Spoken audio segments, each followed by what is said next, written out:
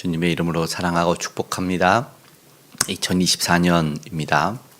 하나님이 주시는 많은 은혜와 복 받아 누리시기를, 우리 하나님에게 더 많은 감사와 찬양을 올려드릴 수 있기를 간절히 축복합니다. 아멘. 우리가 살아가면서 위기가 감지될 때가 있었을 겁니다. 분명히 큰 사고가 일어나기 전에 그 위기 속에서 어떻게 대처하느냐가 굉장히 중요합니다. 그래야지 생명이나 공동체, 사회와 나라가 그 위기 속에서 큰 해를 받지 않고 건진을 받을 수 있기 때문입니다.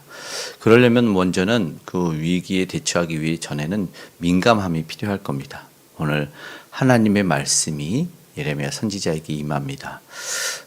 그러나 말씀이 임하는데도 불구하고 많은 이들은 말씀이 들리지 않을 때가 있어요. 요즘 보면은 말씀에 홍수다, 미디어가 넘쳐난다, 그런 말들이 이미 오래전에 나왔습니다. 그런데 말씀이 없던 시대도 구약에는 있었어요. 네, 말씀이 희귀하여, 이런 말씀이 나오죠.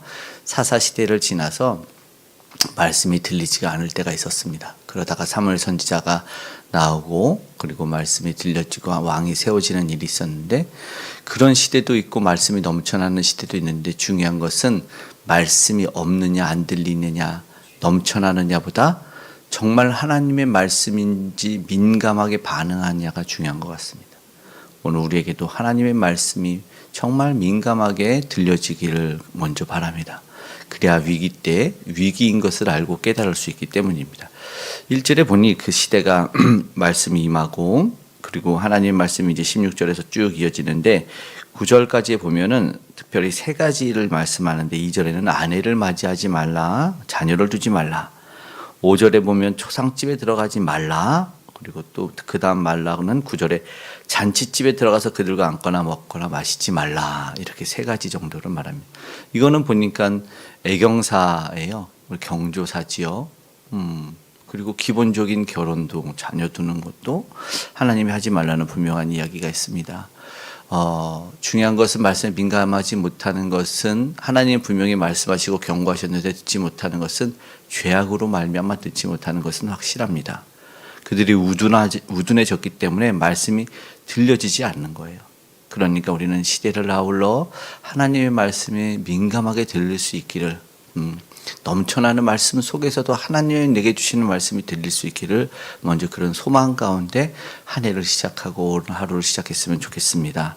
아내와 자녀를 두지 말라는 말씀은 뭡니까? 이거는 안락한 가정이 사라질 하나님의 심판을 보게 될 것이기 그렇습니다. 예. 전쟁과 환란이 닥치면 어떠하겠습니까? 굉장히 큰 위험이 오는 겁니다. 예. 오히려 그 행복했던 가정을 잃어서 오는 고통과 슬픔이 더 커지는 거죠. 그렇기 때문에 아예 가정을 안 두는 것이 더 좋을 것입니다. 어린이들과 보십시오. 3절에는 낳은 자녀와 해산한 어머니 아버지에 대하여 말씀하시는데, 4절에 독한 병으로 죽어도 슬퍼할 자가 없고, 너무 심하게 말하는데 장사도 못하니까 지면에 분토같이 되어버린답니다. 거름더미처럼 똥덩이처럼 된다는 뜻이겠지요. 이게 너무나 얼마나 어이없는 사건입니까? 그런데 새와 또 이어서 말하는 것은 공중의 새와 짐승의 밥도 되리라. 4절에는 이렇게 말씀하는 그 비참한 애통할 수밖에 없는 상황을 그리고 있습니다. 이렇게 보면은 사실상 미리 준비할 수 있는데 봉변을 당한 우리의 사건 사고도 우리는 생각해 볼 수 있어요. 그 하나님이 이렇게 심판하시는 것이 아닐지라도 우리가 왜 민감해져야 되는지에 대해서는 분명히 우리가 알 수 있는 것들이, 어린이나 젊은이들이 큰 봉변을 당하는 사건 사고가 우리에 계속 일어나고 있거든요. 그런 일을 겪고 났을 때 우리가 그 참담함을 알아서 그래요. 하나님을 떠나서는 당연히 우리가 살 수 없는 인생이지만, 그들이 하나님을 알건 모르건 간에 우리가 함께 느끼는 그 고통의 비참함은 적지 않더라고요. 그것을 보면서 이거 심판이 아니더라도 보호되지 않는, 그리고 민감함에서 떠난 이 고통이 얼마나 큰지를 아는 거죠.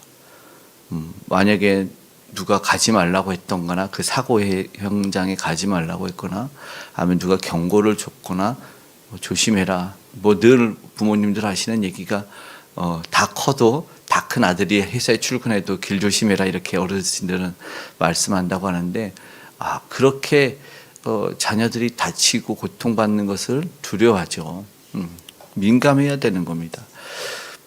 모르고 있던 믿는 자이건 안 믿는 자이건 사실은 구별이 안 될 수도 있지만 환난의 때는 분명히 알게 되는 것이 무엇이냐면 지금은 모를 수 있어요. 믿건 안 믿건 다 동일하게 일어난 사건이지만 그러나 하나님의 심판 때는 분명하게 알게 되고 구별이 될 거예요. 그때는 정말 참혹할 거예요. 무서운 그 참혹의 현장 속에서 깨달아 알 수 있겠죠.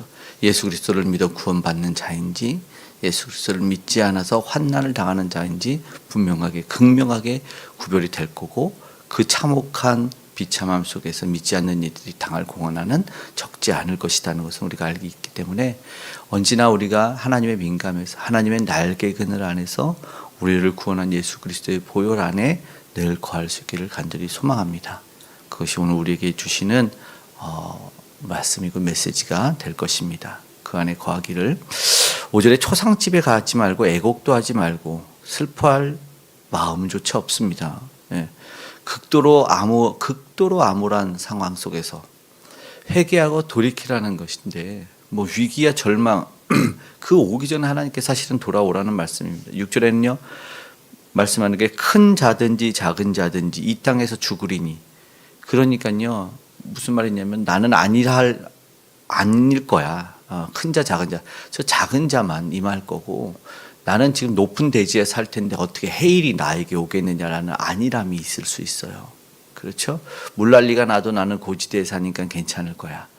이런 안일함 속에 놓였지만 사실은 사고가 임할 때는요 큰 자든지 작은 자든지 하나님이 네 그 안일함에 빠져서 너는 괜찮을 거라고 생각하지 말라는 경우가 성경에는 나오죠.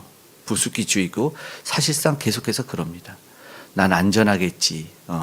휴전선에서 떨어져 살면 폭탄이 안 떨어지겠지. 뭐 이런 아니라 오히려 휴전선 가까이 전쟁 가까이 있어야지 폭탄이 안 날라온다는 말이 있는데 우리는 그런 아니라면 못해요. 왜냐하면 그 당시 전쟁 아니면 어떤 위기 속에서는 그 참혹함과 그것을 피할 수 있는 방법은 없어요. 그때 뭐라고 말하냐면 이것은 매장지가 없을 거라는 말이거든요. 매장도 못하고 슬퍼하는 사람도 없고 고난이 모두에게 임하는 예외 없이 임하는 것이죠. 7절에는요 뭐래요? 위로의 잔을 그들에게 마시게 할 자가 없다.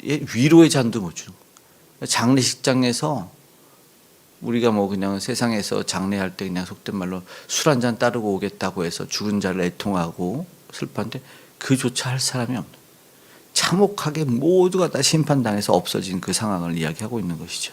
찾아올 사람도 없어요. 장례하러 위로할 자가 없는 그런 시대 정말 참혹한 것을 하나님이 적나라하게 묘사해서 말하고 있습니다.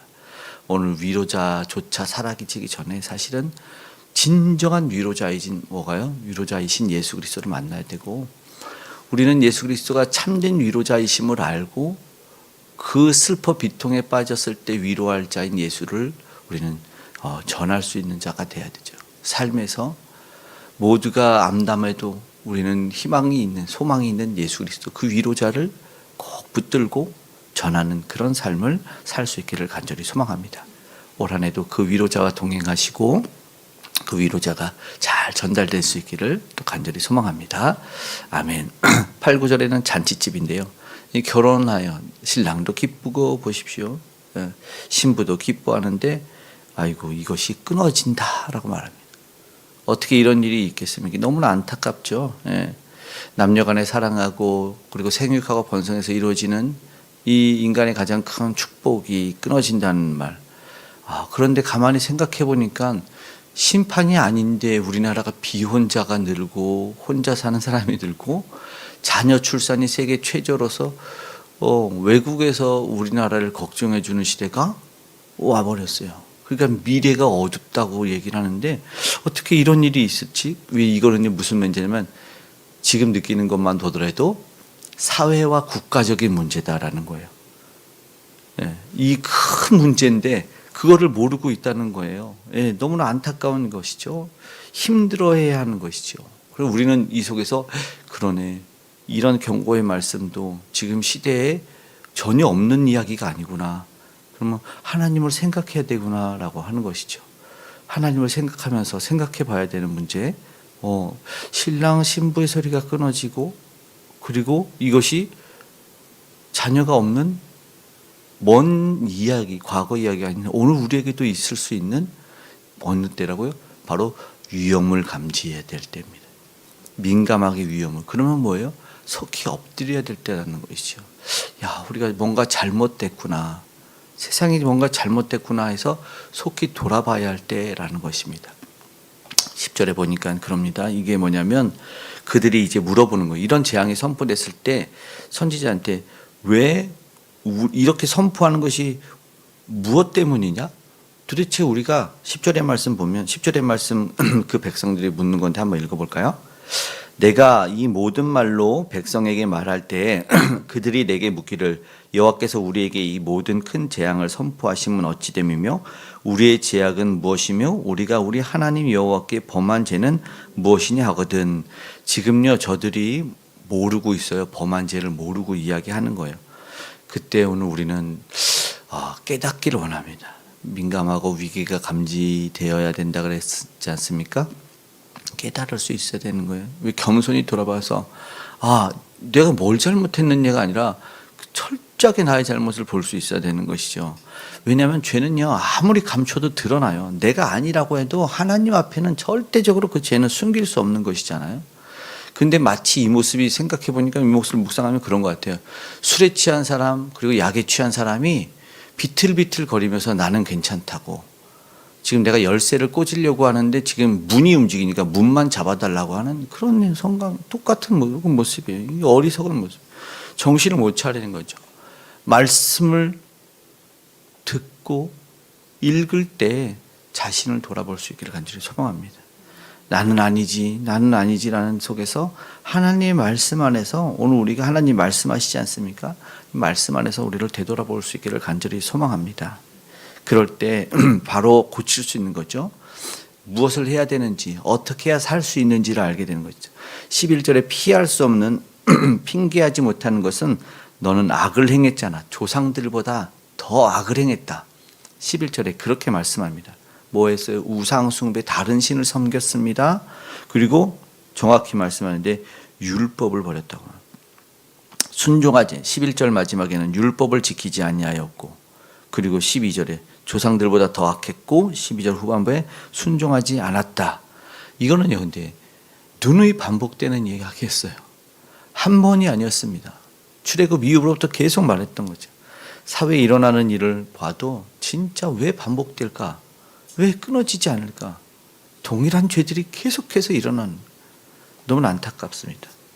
이런 속에서 우리가 12절 13절에 충격적인 무지함이 보여지는 것입니다. 아직도 모르고 있는 거예요. 뭘 잘못했는지, 내가 뭐 잘못했냐고 말하는, 비판하던 네가 비판할 짓을 했고 안심하던 너가 그 안전을 없애는 일을 했다. 차라리 그리스도인이라고 말하지 말 걸 해야 되는 경우들이 우리 교회도, 우리 요즘 교회들에도 충분히 있지 않습니까? 어떻게 교회가 저럴 수 있지? 어떻게 믿는 사람들이 저럴 수 있지? 이런 모습을 우리가 듣잖아요. 그러니까는 이거는 과거만의 이야기가 아닌 거예요. 최소한 우리가 다시 한번 간절히 기도하기를, 멋진 그리스도인이 되지는 못할 망정 우리가 창피한 그리스도인이 되지 않았으면 좋겠다. 그 위기 속에서 오늘 하나님 민감하게 살아가기를 합니다. 위기를 감지할 수 있는 나와 우리가 되게 해달라고. 그래서 그 참혹한 현실이 실현되지 않기를, 그래서 구원받아 오히려 기쁨을 누릴 수 있는, 저 천국 소망할 수 있는 하루와 한 해 시작되기를 주님의 이름으로 축복합니다. 아멘. 기도하겠습니다. 사랑의 아버지 감사합니다. 2024년 은혜로 시작하고 말씀으로 시작합니다. 겸손히 허락하신 말씀을 듣고 깨달아 하나님이 기뻐하는 그 길로 오늘도 발걸음 옮기기를 원하오니 함께하여 주시고, 그 구원 허락하심의 기쁨으로 찬양 올려드리길 원하오니 역사하여 주시고, 세계 열방 가운데 아직도 주를 몰라 아버지 하나님 죄악 가운데 허덕이는 이들이 하나님 구원을 받아들이고 우리 복음의 주를 예수 그리스도를 받아들이고 구원의 반열에 아버지 하나님 오를 수 있도록 역사하여 주시옵소서. 세계 열방의 그 두려운 일들이, 그 처참한 비참한 일들이 일어나지 않기를 원합니다.